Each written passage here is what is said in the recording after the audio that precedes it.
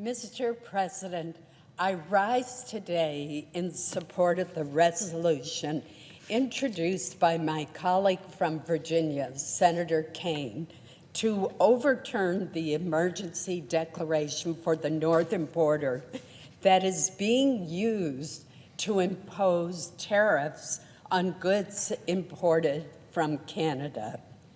Mr. President, the Maine economy is integrated with Canada, our most important trading partner, from home heating oil, gasoline, jet fuel, and other refined petroleum products, to Maine's paper mills, forest products businesses, agricultural producers, and lobstermen. The tariffs on Canada would be detrimental to many Maine families and our local economies. Mr. President, of course, I share the President's goal of stemming the tide of dangerous fentanyl that flows into the United States. I commend him for taking far stronger actions to halt this dangerous and deadly flow than did the previous administration. I do not, however, agree with his invoking the powers of the International Emergency Economic Powers Act to impose tariffs on Canadian goods and products. The fact is, the vast majority of fentanyl in America comes from the southern border. In fiscal year 2024, less than 1% of fentanyl seizures occurred at our northern border. And our Canadian neighbors are working collaboratively and cooperatively with our government to stop that trafficking. Mr. President, one of the best examples of the intertwined relationship between Maine's economy and Canada can be seen at the Twin Rivers paper mill in Madawaska, Maine, way in the north on the Canadian border. Twin Rivers produces lightweight specialty paper for packaging materials for our nation's newspapers and our retailers' catalogs, for food and environmentally safe papers used in restaurants, and for a wide variety of other paper goods that are used all over the country. The raw pulp for this paper mill in Maine is piped across the St. John River from Edmundston, New Brunswick to Madawaska, Maine. There literally is a pipeline through which the pulp travels between these two sister mills.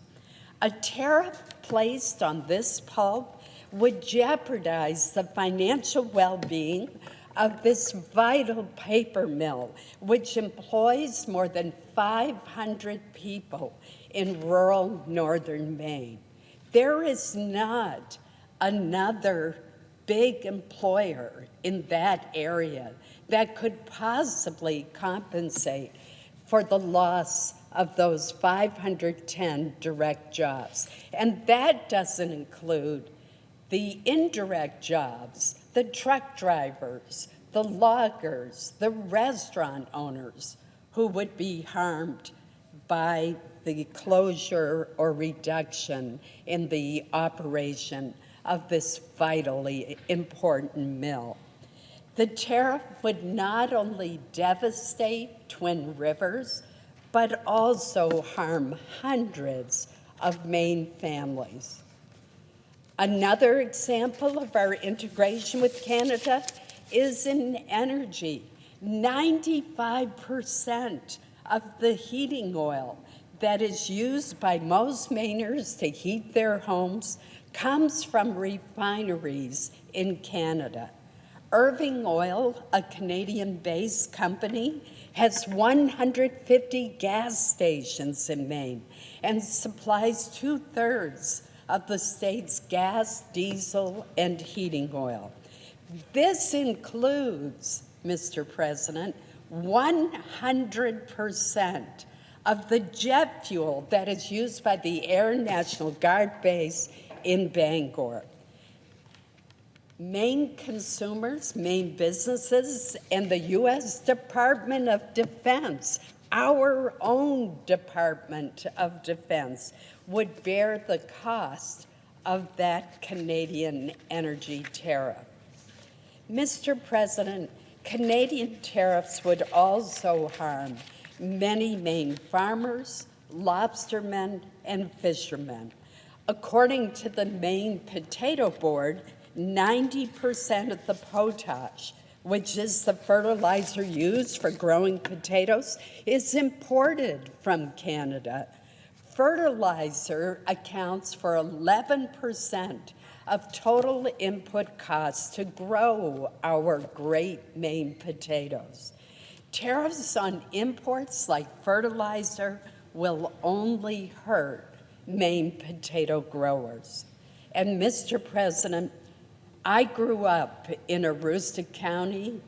I know these potato growers. I picked potatoes as a school child when I was growing up. Just recently, a farmer from Mars Hill, Maine, told me that just the threat of tariffs is causing a price increase on seed and equipment. This farmer supplies potatoes to a Canadian company with facilities on both sides of the border. The different facilities have specialized equipment to process potatoes for different uses. Hash browns in one plant, curly fries in another. A tariff on potatoes as they cross back and forth between Maine and Canada would cause terrible harm to this and other growers. Other products are processed back and forth across the border as well.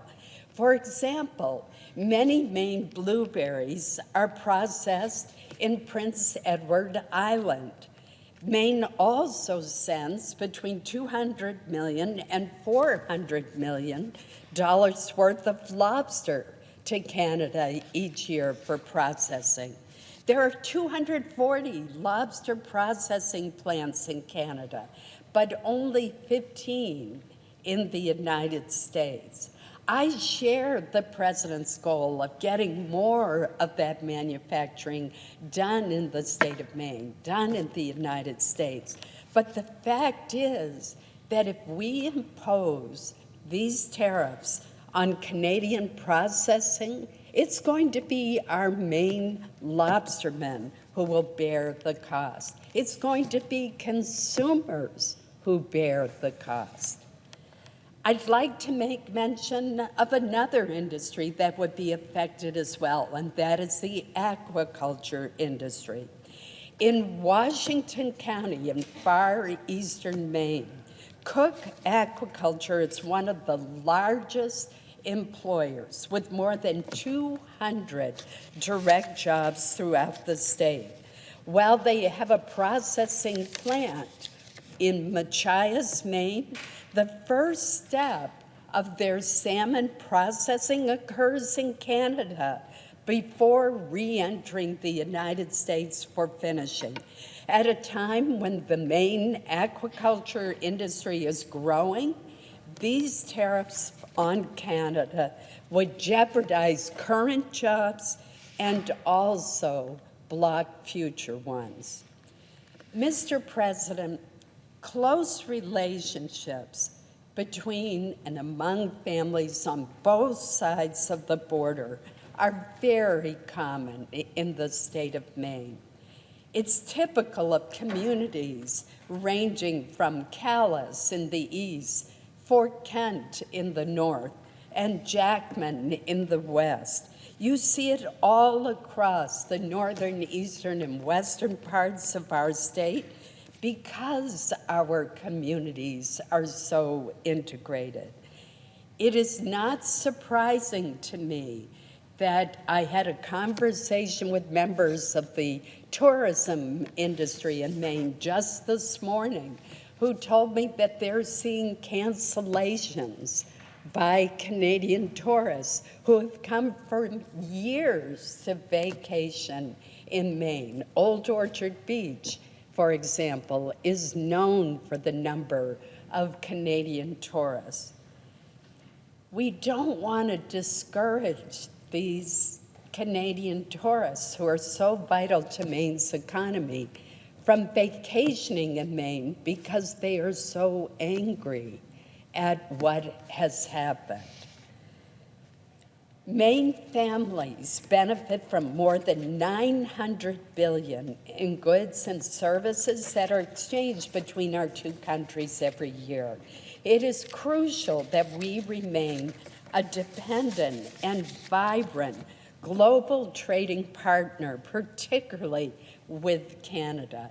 Now, I want to distinguish that I think there is a strong case to be made for tariffs on Mexico, on our adversary China, but I don't see the case for Canada.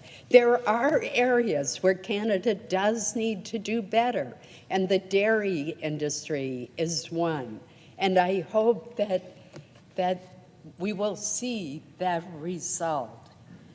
And let me conclude my remarks by reaffirming my support for ensuring that the Department of Homeland Security has every tool at its disposal to stem the flow of fentanyl into our nation.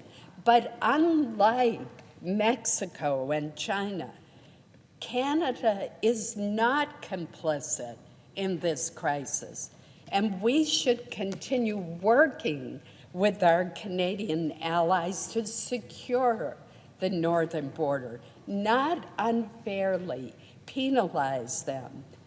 Our consumers, our manufacturers, our lobstermen, our blueberry growers, our potato farmers will pay the price. Mr. President, the price hikes that will happen for Maine families every time they go to the grocery store, they fill their gas tank, they fill their heating oil tank.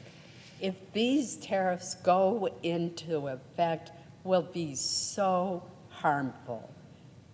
And as price hikes always do, they will hurt those the most who can afford them the least.